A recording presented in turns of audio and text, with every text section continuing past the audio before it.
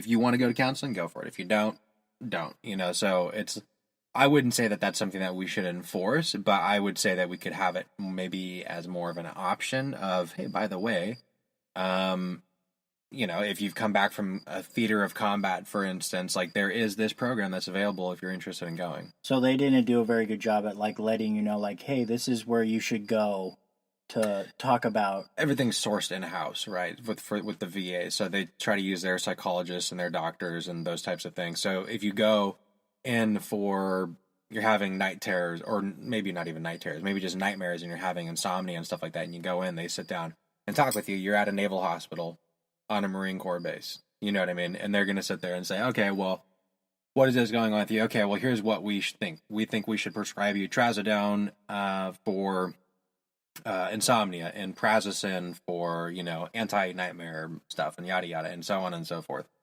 And then you walk out with a script and pills. Yeah.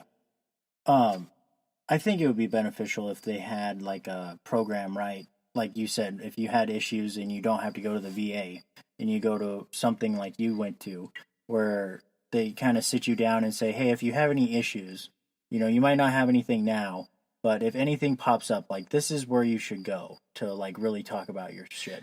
Because I assume a lot of other people had your experience. Like, I don't want to talk to some fucking psychologist that doesn't understand anything that I've gone through. And then you get in a room full of Marines and they're all, talking about the real shit instead of all the bullshit that people want to talk about. Mm-hmm. I feel like that would be more beneficial for just people initially coming out of the military. Yeah, that definitely could be an avenue that you can look at and say, well, this can be done better. Totally lost my train of thought.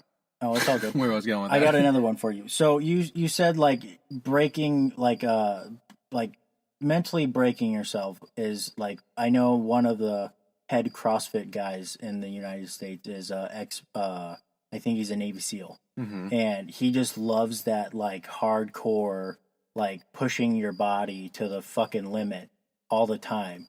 Like, do you crave that? Do you have any like cravings for something like that now that you're not in the military anymore? I definitely like pushing myself with certain things. I don't do it as much as I should probably, and I mean the discipline is still there, but sometimes it's like, well, I could totally kick my own ass, or I could feel really comfortable right now. Yeah, or I can eat a brownie. And it's like exactly. It's like so especially if you've served and stuff like that, when you get out, especially right when you get out, you're kind of a lot of the time you're on chill mode. You're just like, hey, this is great. Like I have like this freedom again, this newfound freedom that I didn't know existed. I forgot what this was like. So, but then it comes back to you, and it's like going to the gym and going on runs and hiking.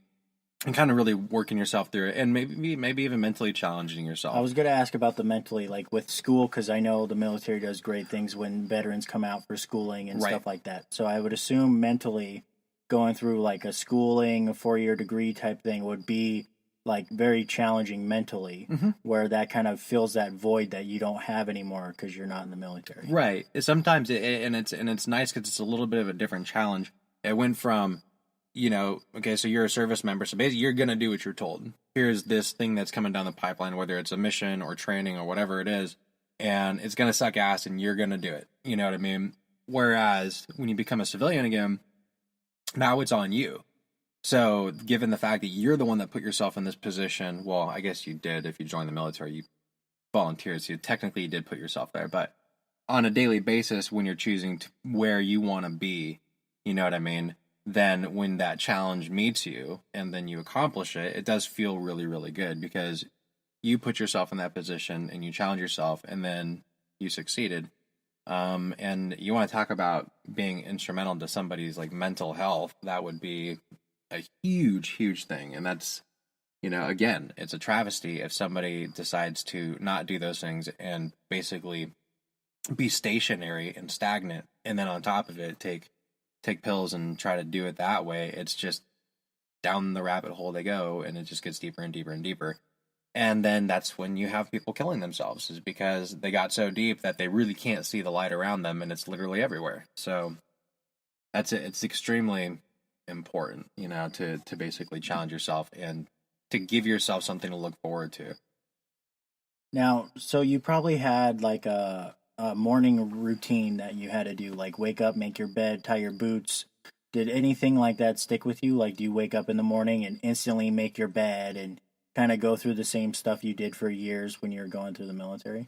To be completely honest about this one, I'm a very organized and tidy person, but full disclosure, there are some days where no, that does not happen. Okay. So yeah, and Which is understandable. totally, totally. It's not like I'm not like machine bleep blorp.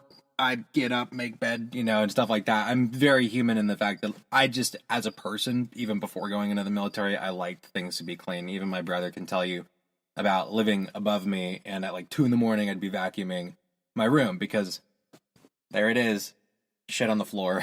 Yeah. And I just couldn't, I wasn't even in the military then. So. I was just asking because I watched a video with Laird Hamilton, the professional surfer, and he instantly, like, he'll wake up, instantly make his bed. Yeah. And he talks about, like, just task accomplishment. Like, first thing, right in the morning, doing something and you're accomplishing tasks right when you wake up. And some people are really regimented like that. And it's, literally to a T have this routine and it works for them. You know what I mean? And I do stick to routine pretty well.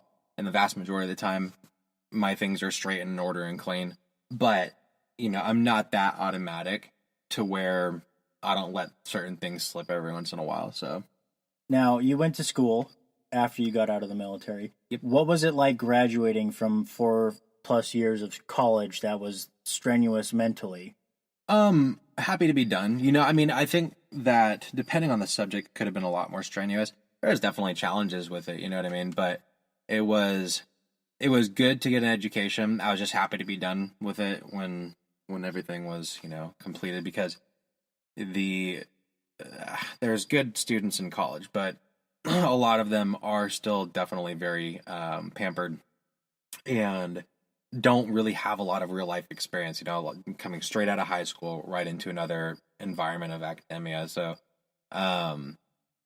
as far as like the real world application, there's a little bit of difference there, and sometimes it is hard to get by, but the longer that I was in school for, the easier it was to just let shit like that kind of roll off your shoulders and just realize, hey, like there's still, learning and going through things, and maybe some of the ideas and concepts that they have are incorrect, but whatever. Yeah. I don't have time to worry about them. What did It's you fine. get your degree in? Sociology, actually, and a minor in communications. Now, this is funny to me because what do you do as a profession now? I'm a distiller, so I make whiskey and brandy and liqueurs and stuff like that, just booze in general. Now, that was just a side gig you picked up while you were going through college, and you kind of stuck with that whole thing? Yeah, I met the head distiller where I work, and I interviewed for the job later, ended up getting the job, and I was working there part-time while going to school, but I was learning about distillation, so it was kind of like, I think after they got a feel for me, they're like, okay, this is somebody that we could let into this world, not just pouring the spirits, but actually making them. So then as I got closer and closer to graduation, I just took on more and more responsibility in doing that. And then when I graduated, I got promoted. And so now I'm official job title is distillery supervisor, but I run all the production and stuff like that. So it's very cool. Very happy to have that job, and I have a lot of fun at it. Now, does that make you like resent your degree a little bit because you're not really using it? No, because au contraire, good sir, I use sociology literally on a daily basis, and it's not in a politically correct way or any bullshit like that, but just talking with people. It really, honestly, sociology and communications. Sociology, for instance, is very applicable in the law enforcement world. So psychology is more of the individual's, psyche and decision making and stuff like that. They really look at individual people, where sociology is more of a broad spectrum, kind of a cultural, hey, what makes this culture like this, you know what I mean? And if you could understand that stuff, and it does have a good mix of psychology in there with it, then it helps you in everyday communication. I don't care who you are. If you decide to take a sociology degree and go that way, regardless of what you do, you're going to be able to use it in just everyday life.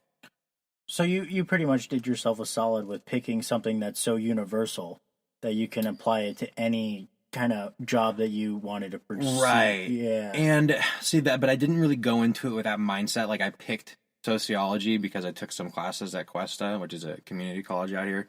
Took some classes there, and the sociology classes had to do with kind of criminology, and that whole aspect of the way somebody ticks and what makes them do the things they do was really interesting. I thought that would be a very, very cool degree to have. And then after making that degree plan and getting into California Polytechnic, then I realized that a lot of it shifted away from that to just a bunch of stuff that we don't really need to get into, but that I may or may not agree with.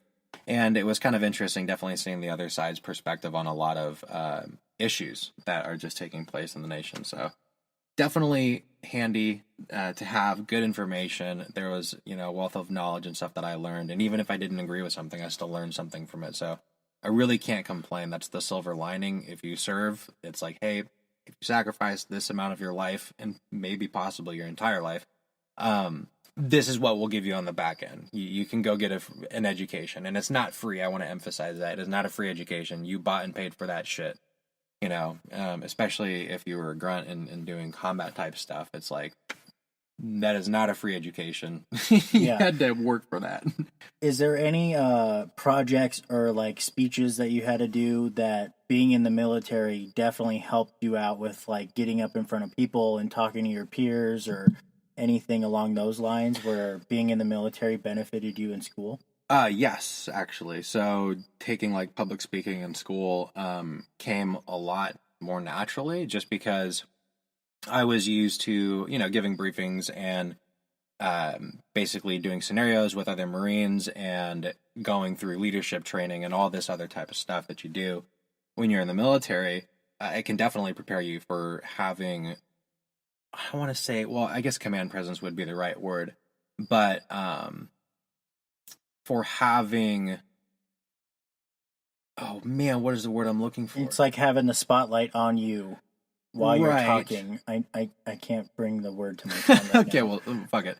But anyways, but yeah, getting up in front of people and talking with them, I still get nervous and stuff like that, but you are just used to doing that. But I think what actually helped me more than that was, in just everyday conversation, is how many people I interact with on a daily basis at the job that I have now. Because now it's just talking to complete strangers all the time and striking up conversations, and you just get better at talking with people and communicating. And you become a much more active listener too. So that's always a good thing. And we live in such a world now that's so technology based. Everyone's texting, and you can communicate without even speaking words. Mm-hmm. So I think that's like almost a lost art now, is being a good communicator when you're face to face with someone else. And that's one of the whole reasons I wanted to do this podcast, was to have like really intense conversations with people, like face to face. I did a Skype interview, and it was just totally different when you're on the phone. And there's something to be said about being right there with someone in the moment, listening to what they say, Mm-hmm. Having good feedback and having a good conversation back and forth, not interrupting them, letting them, feed off their conversation and kind of, be there with them in whatever you guys are talking about. Yeah. But I want to respect your time. We've been going for about an hour. So Cool. We'll wrap this up. Quick. I am sure we'll have Kevin back on the podcast talking about some other type of subject. We can talk about some less serious stuff next time too. Yeah. Always. Well, we can have him tell us how to make some alcohol, so everyone can start making it in their bathtub. There we go. We can do it. Just kidding. Don't be making alcohol in your bathtub. No, you should definitely do it. See what happens. All right. Thank you. I just want to give a huge thanks to Kevin and all the veterans out there for your guys' service and keeping us free over here in the United States. And a huge thanks to all the first responders and police officers out there that deal with stuff that's just as gruesome as, people overseas have to deal with. And it flies under the radar. People don't give, cops and all the people that do serve everyday scenarios enough credit. And I want to give a huge thanks to all the people out there that deal with that stuff, because I know I couldn't deal with that. And I really appreciate Kevin coming on and talking to me and, opening up about some of that stuff that you deal with when you come back from something like that. And I hope you guys all enjoy.